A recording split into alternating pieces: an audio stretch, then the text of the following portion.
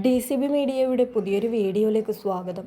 പുതിയ സർക്കാർ അധികാരത്തിൽ വരികയാണ്. ക്ഷേമ പെൻഷൻ പോലുള്ള ക്ഷേമ പദ്ധതികളുടെ വിതരണം സംബന്ധിച്ചുള്ള പ്രധാന അറിയിപ്പുകളാണ് ഈ വീഡിയോയിലൂടെ ഷെയർ ചെയ്യുന്നത്. ചാനൽ ആദ്യമായി കാണുന്നവർ സബ്സ്ക്രൈബ് ചെയ്യുക, വീഡിയോ ഇഷ്ടമായാൽ ലൈക്ക് ചെയ്യുക, ഫേസ്ബുക്കിൽ കാണുന്നവർ പേജ് ഫോളോ കൂടി ചെയ്യുക.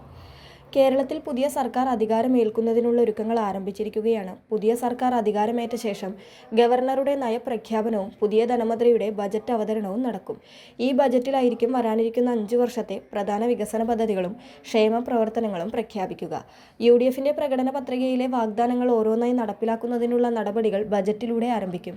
തിരഞ്ഞെടുപ്പ് വാഗ്ദാനങ്ങൾ നടപ്പിലാക്കുന്നതിന്റെ ഭാഗമായി ആദ്യ ക്യാബിനറ്റ് യോഗത്തിൽ നിർണായക പ്രഖ്യാപനങ്ങൾ ഉണ്ടാകുമെന്ന പ്രതീക്ഷയിലാണ് പൊതുജനങ്ങൾ. ഇതിൽ ഏറ്റവും പ്രധാനപ്പെട്ടത് സാമൂഹിക സുരക്ഷാ പെൻഷനുകളുടെ വിതരണവും പെൻഷൻ തുക വർദ്ധിപ്പിക്കുന്നതുമാണ്.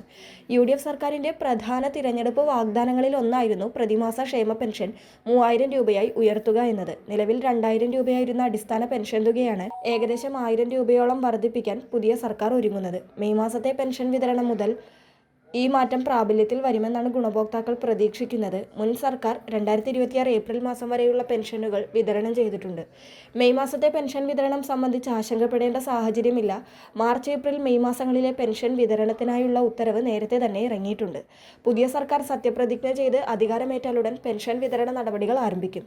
സാധാരണയായി മാസത്തിലെ 25-ാം തീയതിയോടെ ബാങ്ക് അക്കൗണ്ടുകൾ വഴിയും നേരിട്ടും തുക ഗുണഭോക്താക്കളിലേക്ക് എത്താറുണ്ട്. എന്നാൽ പുതിയ സർക്കാർ അധികാരമേൽക്കുന്നതോടെ ഈ രീതിയിൽ മാറ്റം വരുത്താൻ എല്ലാ മാസവും നിശ്ചിത തീയതിക്കുള്ളിൽ പെൻഷൻ കൃത്യമായി വിതരണം ചെയ്യാനും നടപടികൾ സ്വീകരിച്ചേക്കും. സാമൂഹിക സുരക്ഷാ പെൻഷനുകൾക്ക് പുറമെ വിവിധ ക്ഷേമനിധി ബോർഡുകൾ വഴിയുള്ള പെൻഷനുകളും കേന്ദ്രവിഹിതം ഉൾപ്പെടുന്ന NSAP വിഭാഗത്തിലെ പെൻഷനുകളും വർദ്ധിപ്പിച്ച തുകയിൽ വിതരണം ചെയ്യാൻ പുതിയ സർക്കാർ ലക്ഷ്യമിടുന്നുണ്ട്. എല്ലാ വിഭാഗത്തിലും ഉൾപ്പെടുന്ന പെൻഷൻകാർക്ക് തുല്യമായി 3000 രൂപ അടിസ്ഥാന പെൻഷൻ നിശ്ചയിക്കുമെന്നതാണ് മറ്റൊരു പ്രത്യേകത. മുൻ സർക്കാരിന്റെ കാലത്ത് പ്രഖ്യാപിച്ച സ്ത്രീ സുരക്ഷാ പെൻഷൻ പദ്ധതി തുടരുമോ എന്ന കാര്യത്തിൽ പലരിലും ആശങ്കയുണ്ട്.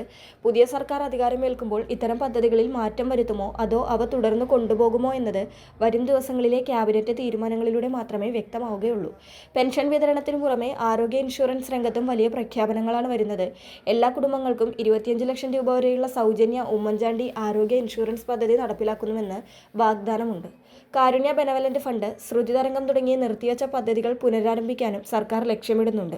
കാർഷിക മേഖലയ്ക്കും പുതിയ സർക്കാർ വലിയ പ്രാധാന്യം നൽകുന്നുണ്ട്. റബ്ബറിന് കിലോയ്ക്ക് 300 രൂപ തറവില ഉറപ്പാക്കുക, നെല്ലിന് 35 രൂപ സംഭരണ വില നൽകുക, നാളികേരത്തിന് ഉയർന്ന തറവില ലഭ്യമാക്കുക എന്നിവയാണ് പ്രധാന ലക്ഷ്യങ്ങൾ. പ്രത്യേക കാർഷിക ബജറ്റ് അവതരിപ്പിക്കുമെന്നും സിയാൽ മാതൃകയിൽ റബ്ബർ കമ്പനി ആരംഭിക്കുമെന്നും പ്രഖ്യാപനമുണ്ട്. സ്ത്രീകൾക്കും യുവജനങ്ങൾക്കും വേണ്ടിയുള്ള വിവിധ പദ്ധതികളും ഇതിന്റെ ഭാഗമാണ്. സ്ത്രീകൾക്ക് KSRTC ബസ്സുകളിൽ സൗജന്യ യാത്ര, യുവജനങ്ങൾക്ക് പുതിയ ബിസിനസ് ആരംഭിക്കാൻ 5 ലക്ഷം രൂപ വരെ പലിശരഹിത വായ്പ എന്നിവയും പ്രധാന വാഗ്ദാനങ്ങളാണ്. വിശപ്പില്ലാത്ത കേരളത്തിനായി ഇന്ദിരാ ക്യാൻറ്റീനുകൾ ആരംഭിക്കുമെന്ന പ്രഖ്യാപനവും ഏറെ ശ്രദ്ധേയമാണ്. പുതിയ മാനദണ്ഡങ്ങളുടെയും പുതുക്കിയ ഗുണഭോക്തൃ ലിസ്റ്റിന്റെയും അടിസ്ഥാനത്തിലാകും ഇനി പെൻഷൻ വിതരണം നടക്കുക.